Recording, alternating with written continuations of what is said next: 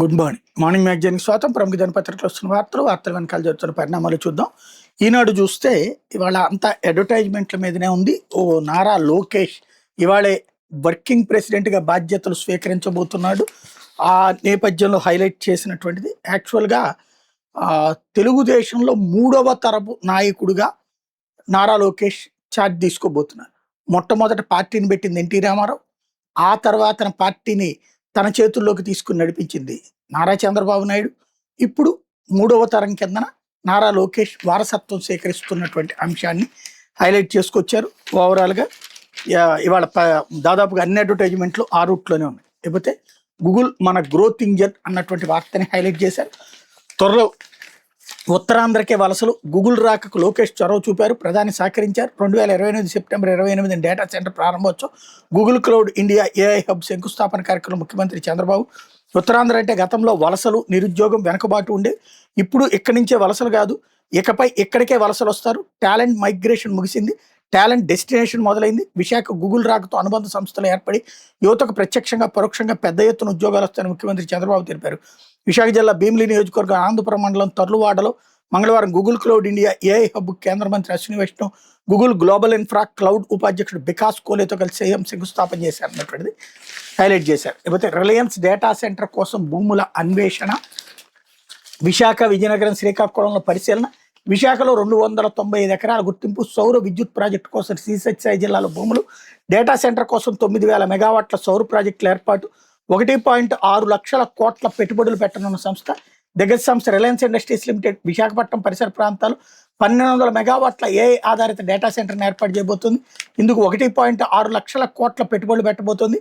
Data centre ఏర్పాటుకు 1.08 లక్షల కోట్లు, డేటా సెంటర్కి అవసరమైన విద్యుత్ ఉత్పత్తి కోసం పునరుత్పాదన విద్యుత్ ప్రాజెక్టు నిర్మాణానికి 52,000 కోట్లు ఖర్చు చేసిన ప్రభుత్వానికి సంస్థ ప్రతిపాదన పంపింది అన్నటువంటిది హైలైట్ చేశారు. లేకపోతే కొలిక్కి వస్తున్న చమురు సమస్య అంటూ సరఫరా మెరుగుదల, బంకుల వద్ద తగ్గుతున్న రద్దీ, బుధవారం నాటికి పూర్తిగా అదుపులోకి, పెట్రోల్ డీజిల్ సమస్య సాధారణ స్థితికి వచ్చే వరకు పర్యవేక్షించాలి టెలికాన్ఫరెన్స్లో చంద్రబాబు ఆదేశం. రాష్ట్రంలో పెట్రోల్ డీజిల్ సరఫరా మంగళవారం కొంత మెరుగుపడింది. స్టాక్ పాయింట్ల నుంచి 10,402 కిలోలీటర్ల పెట్రోల్, 17,805 కిలోలీటర్ల డీజిల్ బంకులకు పంపారు. దీంతో గత 3 రోజులతో పోల్చితే పెట్రోల్ బంకుల వద్ద రద్దీ తగ్గింది. కొన్ని చోట్ల ఇప్పటికీ పరిమితులు కొనసాగుతున్నాయి.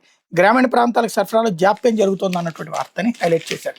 లేకపోతే కార్యకలాపాలు భారత్లో, సర్వర్లు విదేశాల్లో అంటూ దర్యాప్తు సంస్థకు దొరకకుండా ఇతర దేశాల నుంచి నిర్వహణ, బెట్టింగ్ యాప్ నిర్వాహకుల ఎత్తుగాడులు, పేమెంట్ గేట్వే లేకుండానే లావాదేవీలు, పకడ్బందీ చట్టం తెచ్చిన 100 కొద్ది బెట్టింగ్ యాప్లు కార్యకలాపాలను సాగిస్తూనే ఉన్నాయి. ఎక్కడా దేశ చట్టాలకు దొరకకుండా వెబ్సైట్లు, యాప్లను విదేశీ సర్వర్ల నుంచి నడిపిస్తున్నాయి. ఐపీఎల్ క్రికెట్ టోర్నీలను అడ్డం పెట్టుకుని బుకీలు 100 కోట్లు ఆర్జిస్తుండగా చాలా మంది దాని బారిన పడి వీధిని పడుతున్నారు. మన దేశంలో ఆన్లైన్ ద్వారా పందాలు గాయడం, స్పోర్ట్స్ గ్యాంబ్లింగ్ వంటి నిషేధం కేంద్రం గత ఏడాది ఇచ్చిన promotion and regulation of online gaming act ప్రోగా వీటి కార్యకలాపాలు నియంత్రిస్తుంది. దీన్ని తప్పించుకునేందుకు పలువురు బుకీలు బెట్టింగ్ వెబ్సైట్ యాప్ను గుట్టుగా రూపొందిస్తున్నారు అన్నటువంటిది హైలైట్ చేశారు. లేకపోతే ఊపిరి ఉక్కిరి బిక్కిరి అంటూ ప్రభుత్వ ఆసుపత్రిలో ఒక్కపోతతో రోగుల వ్యతలు, సరిపడా ఫ్యాన్లు, ఏసీలు లేక ఉన్నది పనిచేయక అవస్థలు, మండుతున్న ఎండల్లో ఒక్కపోతకి జనం విలవెల్లాడుతున్నారు. ప్రభుత్వ ఆసుపత్రిలో రోగుల పరిస్థితి మరింత దయనీయం. రకరకాల వ్యాధులతో చికిత్స కోసం ఆసుపత్రిలో చేరుతున్న వారిని అధిక ఉష్ణోగ్రతలు ఉక్కిరి బిక్కిరి చేస్తున్న రోగులకు సరిపడా ఫ్యాన్లు లేక ఉన్నవి సరిగా పనిచేయక సమస్య వస్తుందన్నటువంటి వార్తని ఇక్కడ ప్రధానంగా హైలైట్ చేశారు. లేకపోతే ఎమ్మెల్యే మాధవిపై అసభ్య వ్యాఖ్యలు, నగరంపాలెం పిఎస్లో ఫిర్యాదు, గుంటూరు పశ్చిమ ఎమ్మెల్యే గల్లా మాధవ్పై సామాజిక మాధ్యమాలు అసభ్యకర వ్యాఖ్యలు పోస్ట్ చేసిన వారిపై కఠిన చర్యలు తీసుకోవాలని ఎస్సీసీఎల్ నాయకులు దర్శనపు యాకోబు, లాంవర్ధనరావు, కోటేశ్వరరావు, సాల్బన్ రాజు, రవికిరణ్ డిమాండ్ చేశారు. మంగళవారం నగరంపాలెం సీఐ సత్యనారాయణకు ఫిర్యాదు చేశారు. విచారించి చర్యలు తీసుకుంటామని తెలిపారు. ఎస్సీసీఎల్ నాయకులు మాట్లాడుతూ ఎమ్మెల్యే మాధవ్ ఇటీవల తన పిఏగా ఓ ట్రాన్స్జెండర్ నియమించుకోవడంతో రాష్ట్ర విద్యా ఐటీ శాఖ మంత్రి నారా లోకేష్ ఎక్స్ వేదికగా అభినందించారని తెలిపారు. ఆ పోస్టుపై కిషోర్ నల్ల అషిక్ పేరుతో ఉన్న ఫేస్బుక్ ఖాతా ద్వారా ఎమ్మెల్యేను అవమానించేలా అసభ్యకర పదజాలంతో పోస్ట్ చేశారని ఆగ్రహం వ్యక్తం చేశారు. ఆ పోస్ట్ పెట్టిన వ్యక్తిని వెంటనే గుర్తించి ఐటీ చట్టాల ప్రకారం కఠిన చర్యలు తీసుకోవాలన్నారన్నటువంటి వార్తని హైలైట్ చేశారు. లేకపోతే ఇళ్ల నిర్మాణాల్లో బిల్లుల చెల్లింపులో డబుల్ అవినీతి అన్నటువంటి వార్తను హైలైట్ చేశారు. బిల్లులు చెల్లించిన వాళ్ళకి మళ్ళీ పేమెంట్ 2.85 కోట్ల అక్రమాలు జరిగినట్టు ప్రాథమిక నిర్ధారణ. పేదల ఇళ్ల నిర్మాణ చరిత్రలో గతంలో ఎన్నడూ లేని జరిగిన కొత్త తరహా అవినీతి వెలుగు చూస్తుంది. లబ్ధిదారులకు వాళ్ళు చేసిన పని విలువ కంటే డబుల్ పేమెంట్ చెల్లించి కొందరు గృహ నిర్మాణ శాఖ అధికారులు ప్రభుత్వ ధనాన్ని కొలగొట్టారు. సాధారణ లబ్ధిదారుడికి ఒకసారి బిల్లు చెల్లించిన తర్వాత మళ్ళీ రెండోసారి పేమెంట్ చేసే అవకాశం లేకుండా సాఫ్ట్వేర్ రూపొందించారు. కానీ రాష్ట్ర గృహ నిర్మాణ సంస్థ కార్యాలయంలో ఇద్దరు డేటా ఎంట్రీ ఆపరేటర్ సాఫ్ట్వేర్లో మార్పులు చేశారు. అంతకుముందే బిల్లులు చెల్లించిన లబ్ధిదారులు కూడా పెండింగ్లో ఉన్నట్టు చూపించారు. ఈ విధంగా 519 బ్యాంక్ ఖాతాలకు 50,000 నుంచి ₹1,00,000 వరకు మళ్లీ నిధులు మళ్లించారు. ప్రస్తుతం బయటపడ్డ డబుల్ పేమెంట్లు కూడా 2024 కంటే ముందే జరిగిన ఇళ్ల నిర్మాణ పనులకు సంబంధించినవి తెలుస్తోంది. ఒకేసారి చాలా మంది ఖాతాలకు నిధులు మళ్లిస్తే అనుమానం వస్తుందని కొన్ని నెలల పాటు కుట్రను కొనసాగించారు. ఇటీవల పల్నాడు జిల్లా నరసరావుపేటలో ఒకే లబ్ధిదారికి డబుల్ పేమెంట్ జరిగిన విషయం వెలుగు చూడటంతో అవినీతి బండారం బట్టబయలైంది. ప్రాథమిక 2.85 కోట్ల అవినీతి జరిగినట్టు గృహ నిర్మాణ శాఖ అంతర్గత విచారణలో జరిగింది. ఈ తరహా అవినీతి పల్నాడు, అనంతపురం జిల్లాలో ఎక్కువగా జరిగినట్టు గుర్తించారు. వాస్తవానికి పెండింగ్ బిల్లులను ఉన్నతాధికారుల ఆదేశాలు లేకుండా చెల్లించడానికి వెళ్ళేది. పైగా ఆ బిల్లుని పాత విధానంలో రిటర్న్ మాడ్యూల్లో చెల్లించాలి. నిబంధనలకు విరుద్ధంగా కొత్త విధానం రెగ్యులర్ మాడ్యూల్ డబుల్ పేమెంట్ చేశారు. గృహ నిర్మాణ సంస్థలను ఫైనాన్స్ విభాగానికి తెలియకుండా ఇలా జరిగే అవకాశమే లేదు.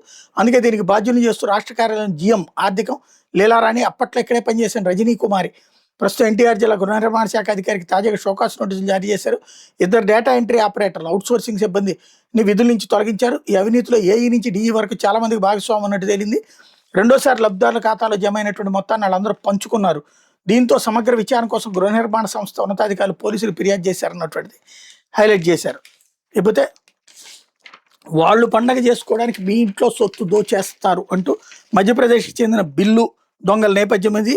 3 నిందితుల్ని అరెస్ట్ చేసిన బాపట్ల పోలీసులు అన్నటువంటి వార్తని హైలైట్ చేశారు. లేకపోతే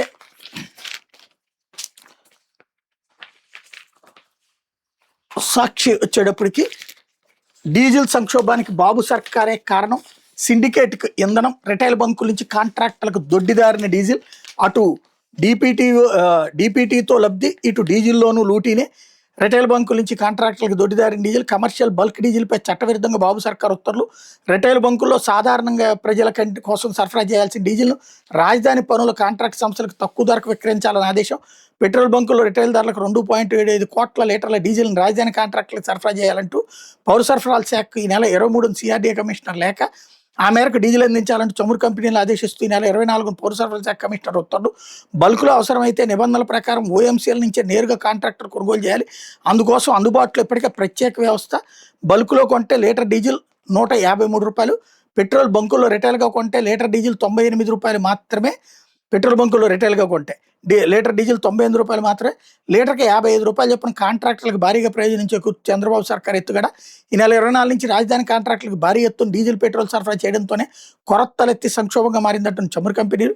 ఢిల్లీలో కేంద్ర ఉన్నతాధికారులు కలిసి ఏపీలో ప్రజల అవస్థలను వివరించిన కడప ఎంపీ వైఎస్ అవినాష్ రెడ్డి చంద్రబాబు సర్కార్ తీరును తీవ్రంగా తప్పుపడుతూ ఆ ఉత్తర్వులను ఉపసంహరించుకోవాలంటూ తాజాగా లేఖ రాసిన కేంద్ర ప్రభుత్వం. కాంట్రాక్టర్లకు ప్రయోజనం చేకూర్చేందుకు రైతుల నుంచి ఉద్యోగుల దాకా అన్ని వర్గాలకు చంద్రబాబు సర్కార్ తీవ్ర ఇబ్బందులు గురి చేయడంపై సర్వత్రా ఆగ్రహం అన్నటువంటి వార్తని హైలైట్ చేశారు. ఇకపోతే ముందు నెల జీతాలే ఇవ్వలేదు, కాంట్రాక్ట్ ప్రభుత్వ ఉద్యోగులకు ఇప్పటికే అందరి మార్చి నెల జీతాలు, మరో 2 రోజుల్లో మే 1 వస్తున్న సెర్ప్ ఉద్యోగులకి అందని జీతాలు, విద్యాశాఖలో కాంట్రాక్ట్ లెక్చరర్లకి జీతాలు లేవు, ఎంటీఎస్ ఉపాధ్యాయులది అదే పరిస్థితి.